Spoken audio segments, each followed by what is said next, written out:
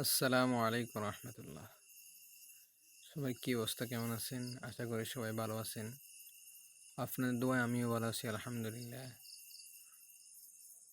একটা কথা বলার জন্য আসলাম, বলতেছি, এটা হচ্ছে যাই, আমরা দেখেন সব মানুষ সবাই দুনিয়ার দিক দিয়ে ব্যস্ত। টাকা পয়সা কীভাবে আরও বেশি ইনকাম করবে, যার কাছে 10 কোটি টাকা আছে সে আরও বেশি কীভাবে ইনকাম করবে, সবাই এরকম। দেখেন, যারা আমাদের দাদা দাদি নানা নানি তারা মারা গেছে, তারাও একসময় টাকা পয়সার জন্য অনেক করছে, কীভাবে ছেলে সন্তানকে লালন পালন করবে। আজকে দেখেন তাদের ছেলে সন্তানও কবর জিয়ারত করতে যাইতেছে না, দুনিয়ার দিক দিয়ে এই পরিমাণ দুনিয়াতে ব্যস্ত হয়ে গেছে, কিছুই নেই। দেখেন, যারা কোটি কোটি টাকার মালিক, লক্ষ লক্ষ টাকার মালিক, তারাও দুনিয়া থেকে যাওয়ার সময় একমাত্র কাফড় নিয়ে যায়, আর কিছু নিতে পারে না। কি জায়গার সম্পদ, টাকা পয়সা কিছুই নিতে পারে না।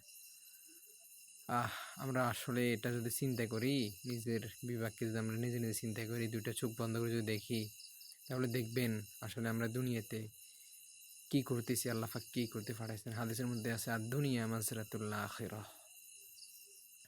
আল্লাহ তাআলা দুনিয়ার মধ্যে মানুষকে পাঠাইছে পরীক্ষা দেওয়ার জন্য, আর পরীক্ষার ফলাফল দিব হচ্ছে আখিরাতে।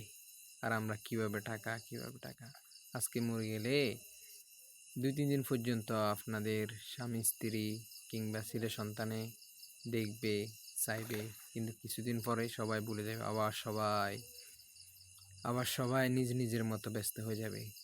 আমরা যদি মরবো, ওই দিনও পৃথিবীর মধ্যে গাড়ি ঘোড়া চলবে, সব কিছু চলবে, কিন্তু আমি পৃথিবীর মধ্যে থাকবো না। যদি আল্লাহ তাআলার ইবাদত করি, বন্দেগী করি, দেখেন দুনিয়ার পিছনে না দৌড়ায়, যদি আখিরাতের পিছনে দৌড়ায়, আল্লাহ তাআলা দুনিয়াও দিবে, আখিরাতও দিবে। দুনিয়াতেও সম্মান দিবে, আখিরাতেও সম্মান দিবে।